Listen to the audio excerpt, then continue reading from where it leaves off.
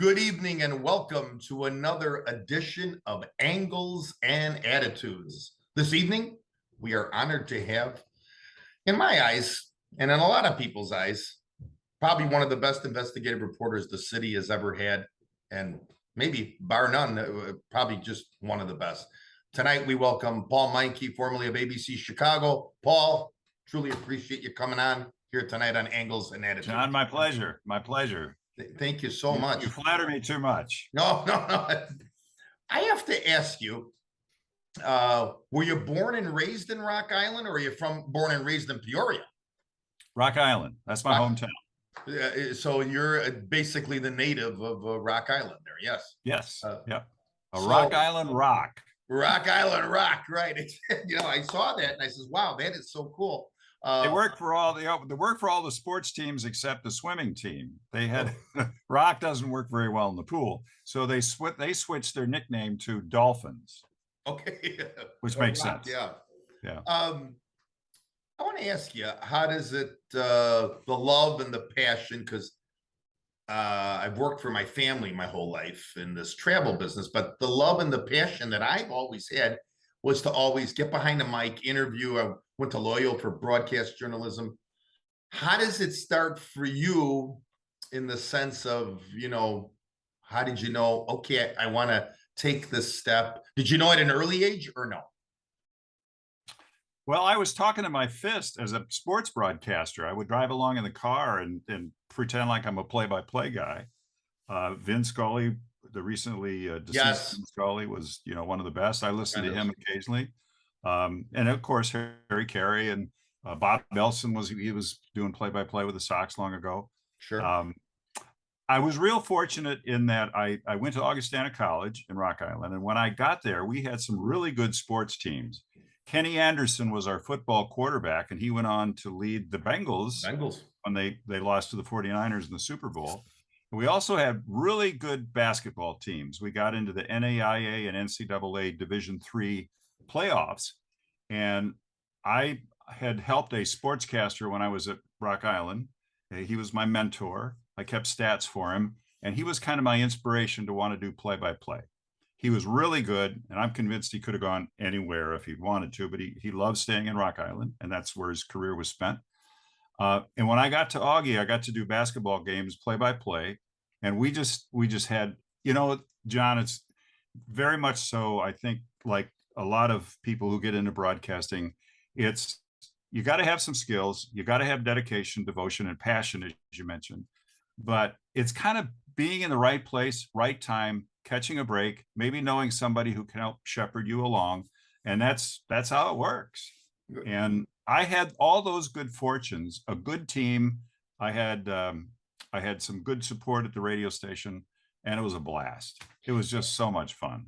Paul, this radio station was the hometown radio station in Rock Island? Was it the it was the college?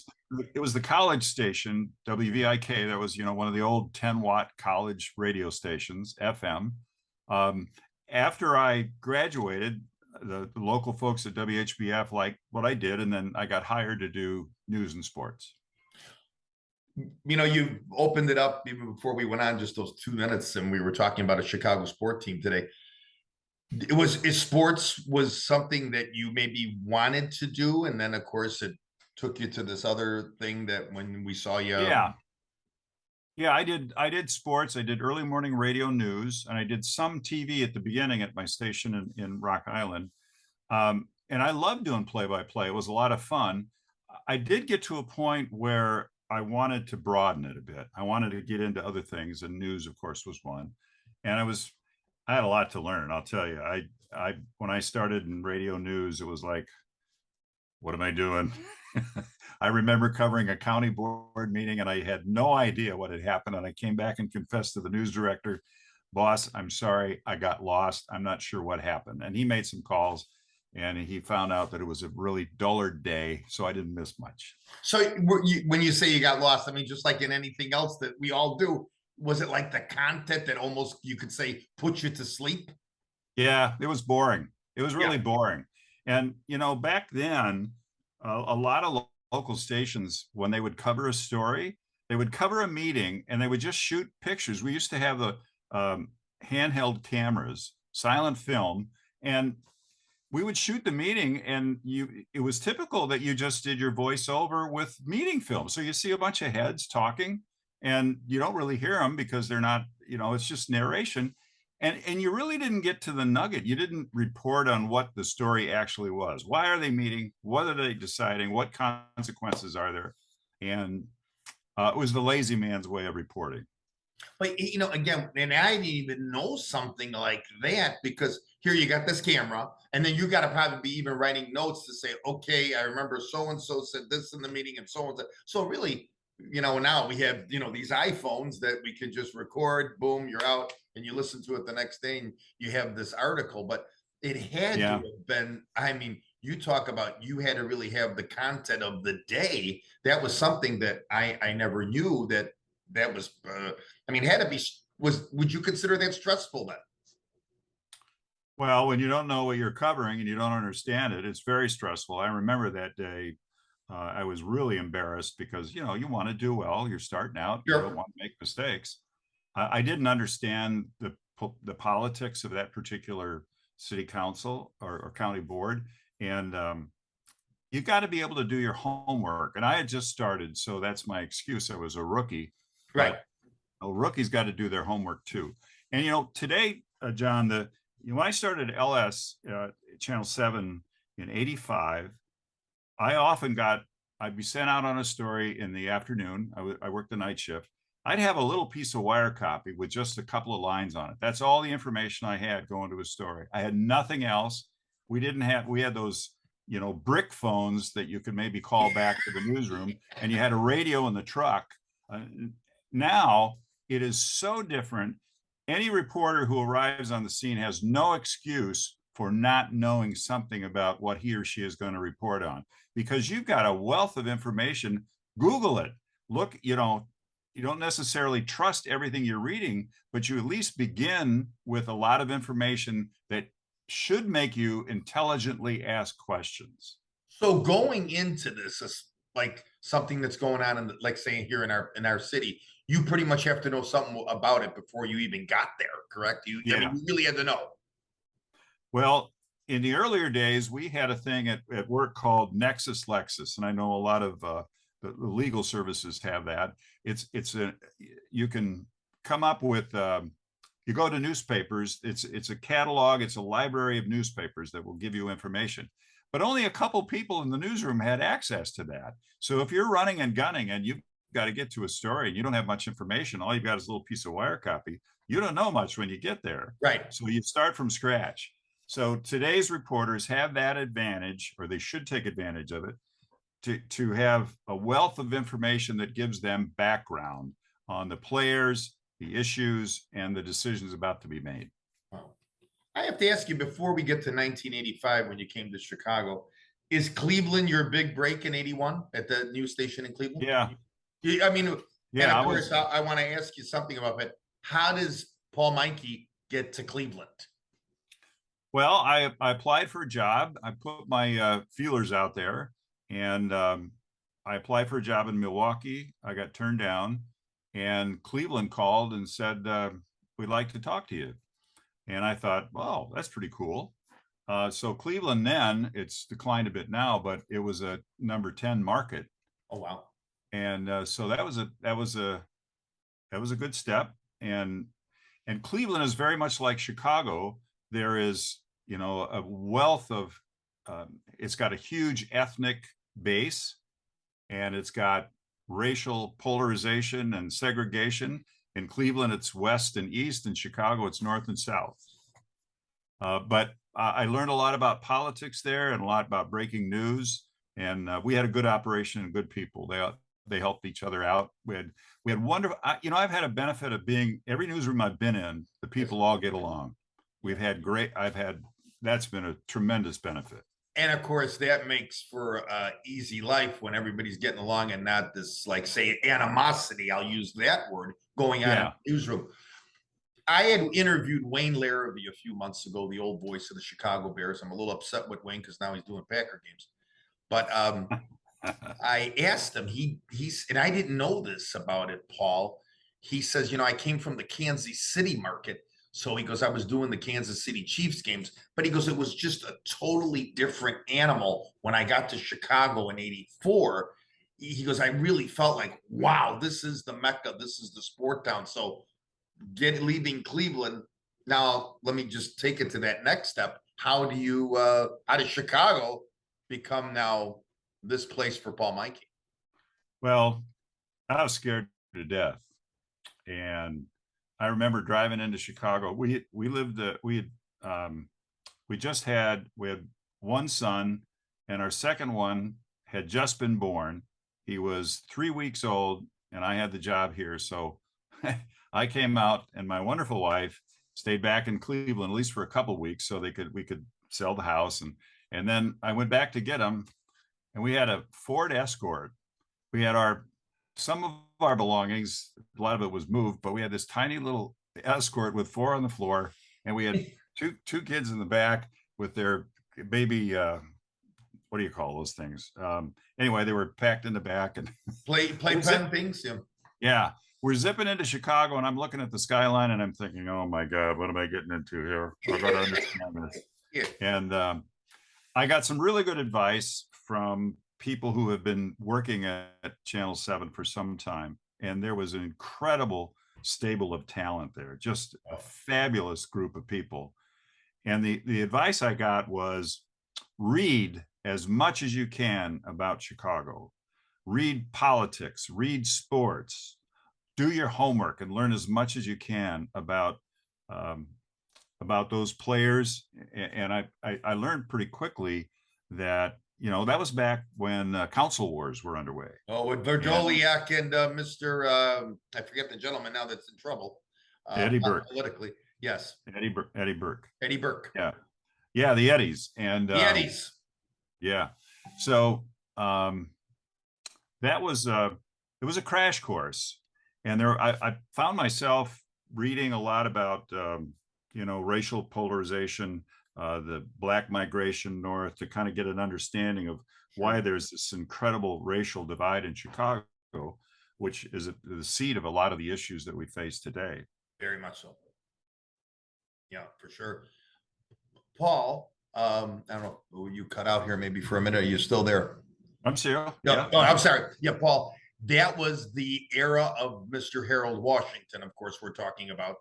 And of course, just before Washington got hired, and maybe just before you got to Chicago, Jane Byrne and of course Richie Daley at that time threw the hats in, and of course, they always have blamed Richie Daley that they had split the white vote, and of course, then Washington, of course, won that election and barely beat a Bernard Epton at that time, the Republican candidate. But that had to be something. Do you remember your first story that you were thrust into in 1985? That's more I would have to love to hear this one. Well, it wasn't politics. That came a little bit later. The newbies on the block are given things that you can kind of manage. And my first story was a story about some remains of a serviceman in Vietnam that had been returned. So that was, fairly factual, emotional. I didn't have all the ingredients to it that I would have liked to have had. But I'll tell you, the political stuff really got going after a while, and everybody was covering politics. And my friend Bob Vesey, who's was a producer, he's retired now at Channel 7. He did the 6 o'clock news with Floyd Kalber. Vesey and I covered the election night with 87 when Washington beat Byrne. And we were at Byrne's headquarters. And there was bad blood. There was a lot of animosity. There were a lot of Mr. Sluggos in that room who were very unhappy that she had been defeated. Sure. And Byrne came out, and she was not very gracious in defeat. She said, we didn't lose by as much as Channel 5 said we would, and we didn't lose by as much as Channel 2 said we would, and we certainly didn't lose by as much as Channel 7 said we would. And all these guys are around us. And Vesey and I said, geez, we better get up on the table here. We might have some people, and we're getting little elbows from guys who are not happy with what we were reporting, which was, she lost. She lost. And I suspect a number of them, they were loyalists, and maybe they were going to lose a job or weren't going to get the next promotion that they would have liked to have had.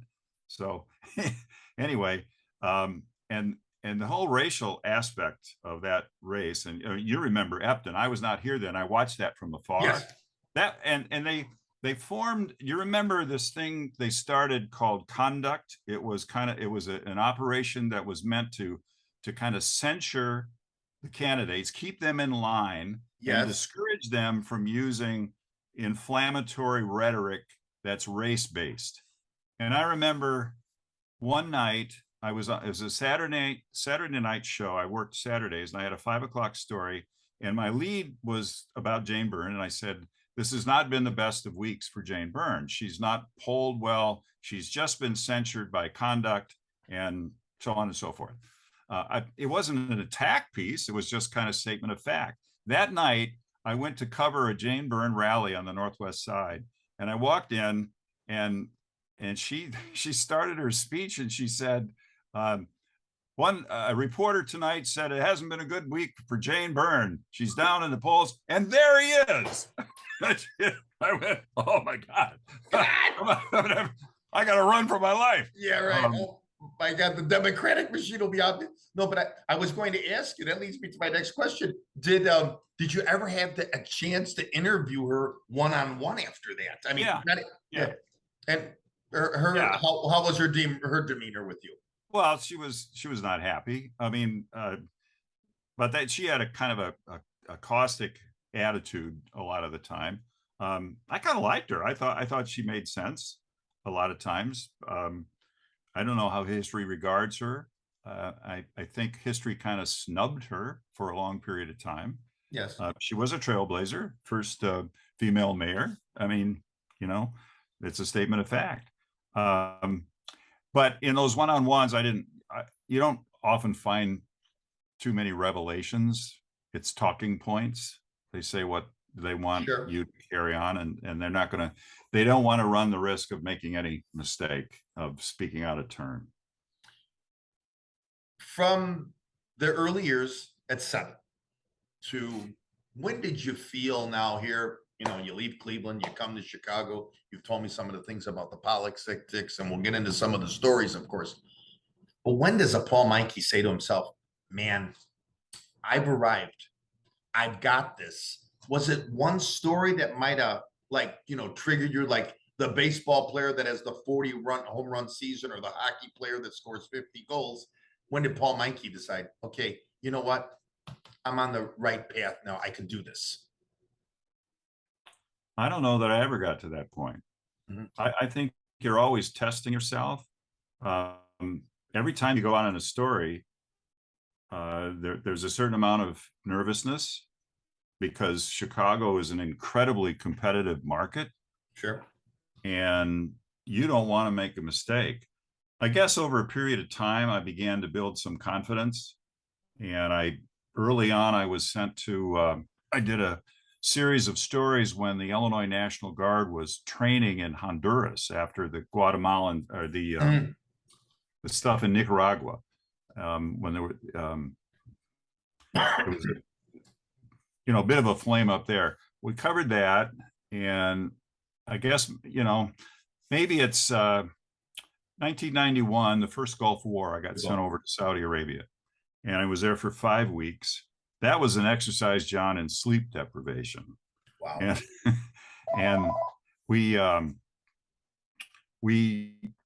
I regurgitated a lot of stories that came in. I didn't get a chance to do a lot of reporting on my own. That was a great frustration because you want to get out and get into the action. So I was kind of a talking head, but I do remember a number. We got into Kuwait at the end. Right. We got into a caravan, and we're traveling up the highway, the 2-lane highway into Kuwait, and it's a disaster. There's stuff all over the place. There's armament, there's broken tanks, broken this and that.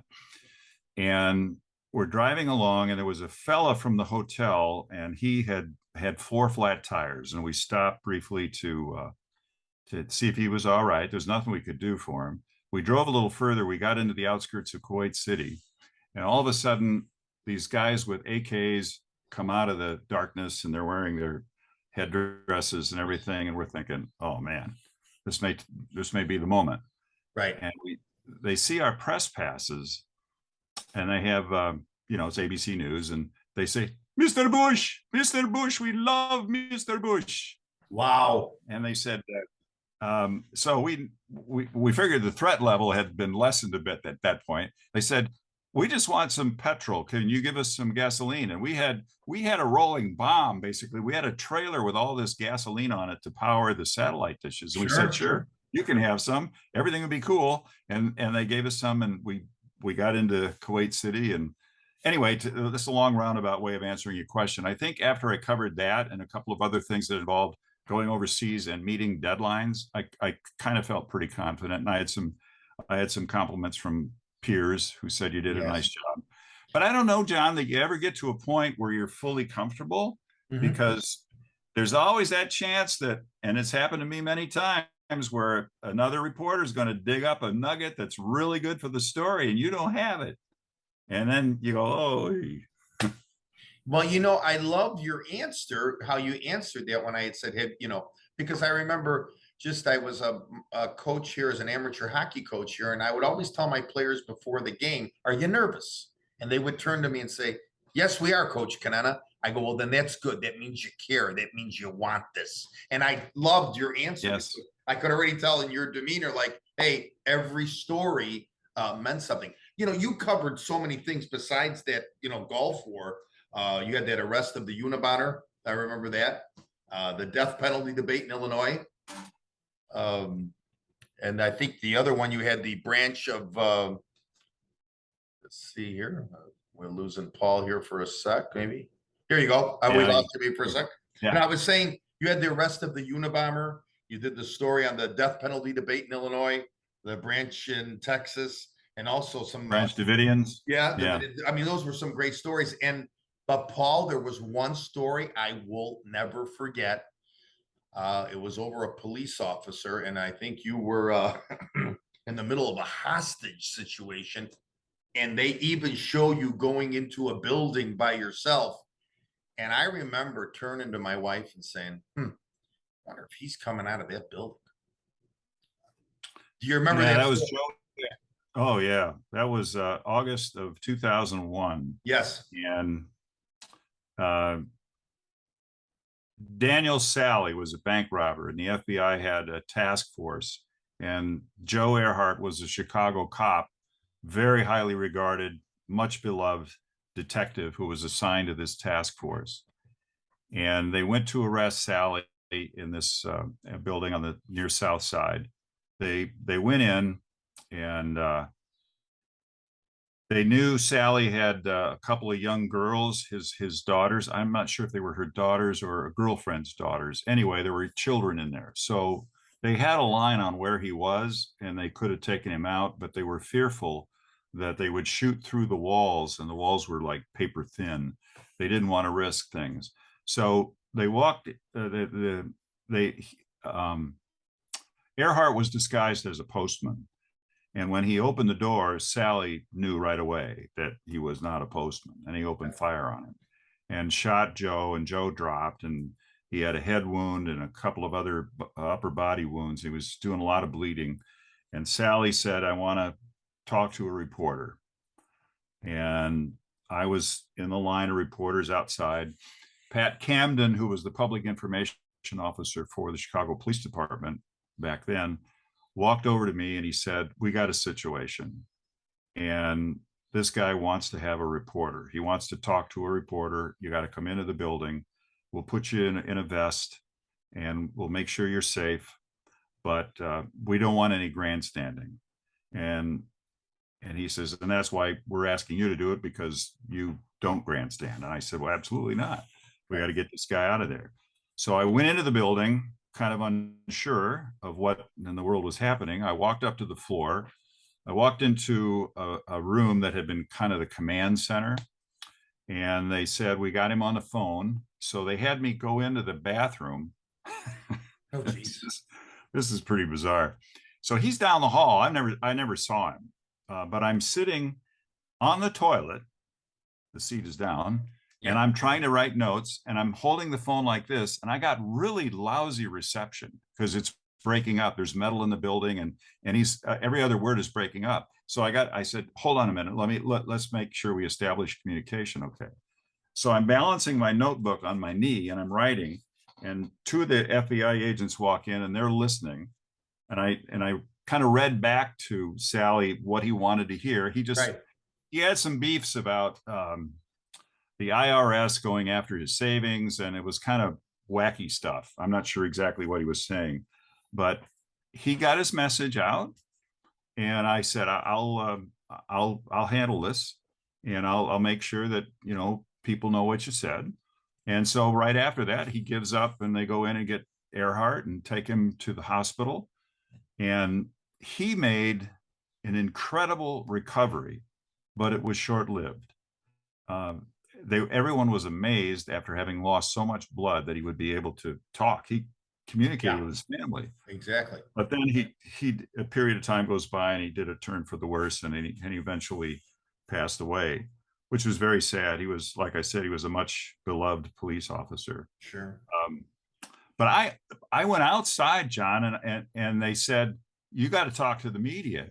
All right, this is bizarre because I'm the media, but I got to talk to him. And they said, you can't mention that he's a Chicago cop. I said, are you kidding? We all know he's a Chicago cop. Right. What am I supposed to do? Go out there and lie? I can't do that. And so I did an artful dance. I think I just told him that this is what happened up there. I talked to the guy. Here's what he wanted to say. This was his claim. The IRS is a stinker, and blah, blah, blah. And I said, I'm just sure hoping that Mr. Earhart, Detective Earhart, makes it. And yeah, fortunately, my colleagues were easy on me. Yeah. But when you were approached by Camden to go in, I mean, what was going through your mind? Like, did you have a hesitation of like, no, I don't want to do this? Or because, No. when I saw you walk in that building, I'm like, wow, Yeah, no, I took a lot of courage, Paul. Well, I figured I was in good hands. I wasn't worried about that. Right. And he was armed and everything, but gosh, he gave up right away. I remember thinking that this is very surreal. And how do I handle this? I got to have my head straight on here, and I got to listen carefully, and I don't want to blow anything. I got to get it right. And so that's how I was thinking at that point in time. Well, I have to say they picked the right man, because I think just in talking to you here tonight too, you have like a calming demeanor. So I think probably Camden knew that about you. Like you said, no grandstanding, nothing else was going to go on. Yeah, he did say afterwards, that's why we wanted you to do it, because, some people might have used the occasion to kind of beat their chest and say, I'm a hostage negotiator and all that other stuff. And that's not, I was just an intermediary. You kind of don't like to get involved in situations like that, because you become part of the story. And then later on, John, that when Sally eventually stood trial, I got called as a witness, and I was more concerned about that than I was about actually walking into the hostage situation. Because Sally was his own attorney, and I figured he was going to, yell and scream and make funny claims, but he was pretty gentle. He just asked me a couple of questions and I answered, and that was the end of it. And he was eventually convicted and went to prison. Yes. In the I know you talked about the Jane Byrne, when she said she saw you that night and she pointed to you. In the years that have passed, or even when you were working and you did a story on somebody and they thought maybe you were critical of them, did you ever run into them where you saw them in a restaurant or something, and just the common person you read about, and they might have come up to you, or you said, oh no, there's so and so, and we wrote an article about him? Was it, even if it was positive or negative, did you run into a lot of that during your career? Just a little bit. And I always tried my best to play it straight, just the facts, ma'am. And so there were a couple of occasions where, I remember one, we were covering the George Ryan trial. Okay. And one of the counts against George had to do with a prison in downstate. He had greased the skids. One of his buddies had known that George made the decision to locate the prison in this particular town. So the townspeople said, yeah, we got it. And they spent all kinds of money getting all the infrastructure set up. There was a concrete company, and they invested a whole lot of money. And, it never came to them. So they were really on the outs, very angry at Blagojevich, who succeeded Ryan. And they were angry at Ryan, too, for having made this pledge and then it didn't come true. So I reported all that. And it was during the trial. And we're in the Dirksen Federal Building. And by the way, a lot of times back then, the juries were in the same cafeteria. Everybody was kind of in the same general area, which was definitely, that was not proper. And that was later separated. When Blagojevich did trial, the jury went and ate somewhere else. Sure. But I'm standing in line. I'm ready to get some food. And I hear this voice behind me and he says, "You got your facts all wrong." Oh, and I said, and it was Governor Ryan. I said, "Well, what facts might have been wrong? Tell me." And he says, "Oh, you just got it all wrong." Yeah. The old, yeah. He was a gruff. Yeah. And he did it to my friend Phil Rogers from Five too. And sure. Phil and I laugh about that to this day.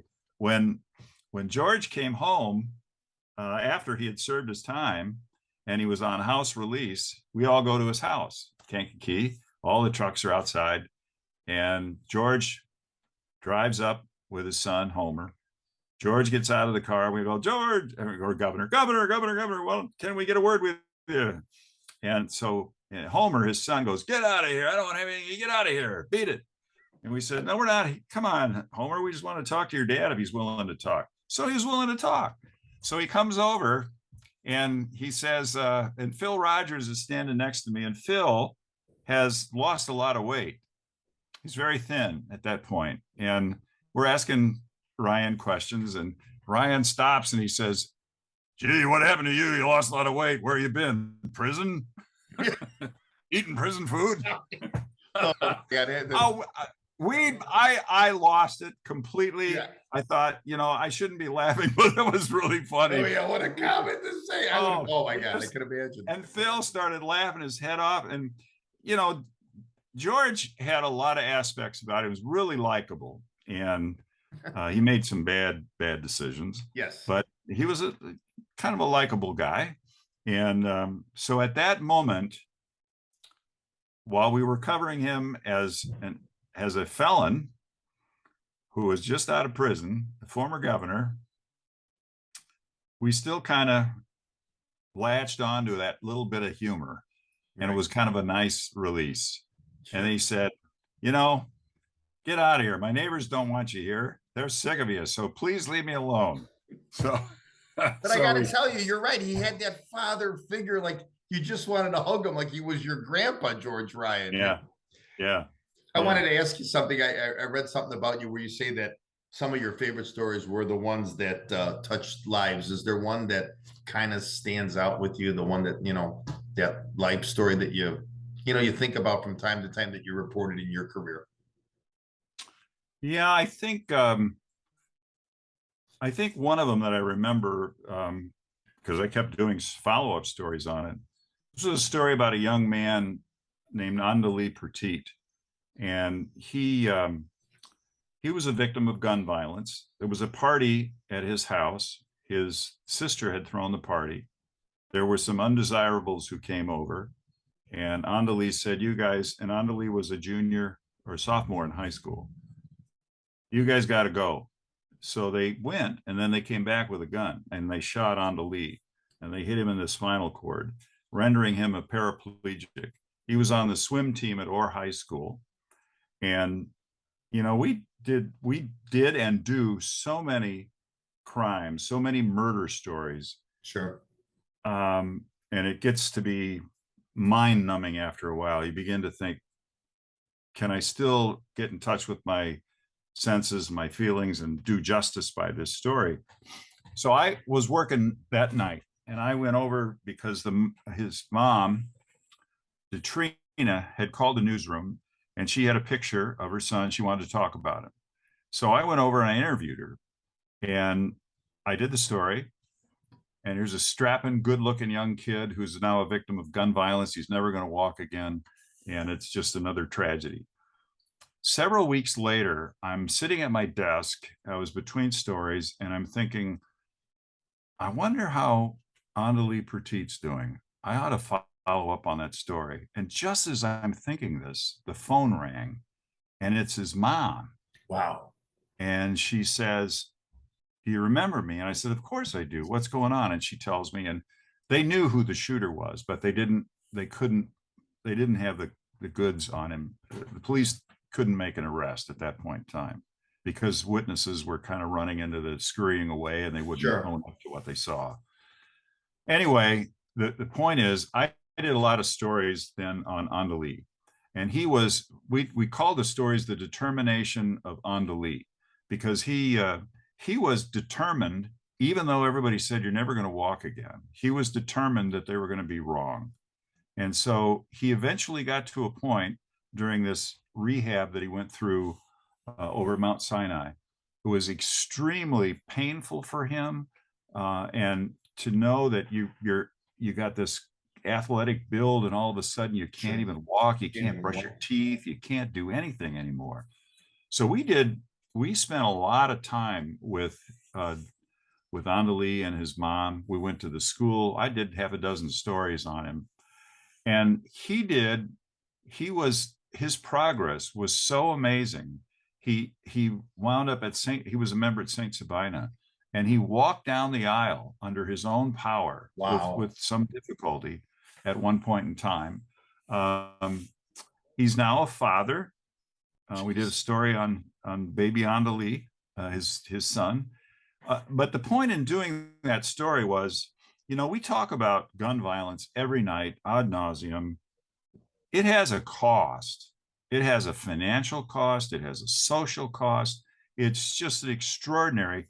The amount of money to get Andali on his feet, so to speak, was extraordinary. It was in the millions and millions of dollars that the public health that we all pay, that we bear, because some guy decided he was going to get a gun and shoot somebody else.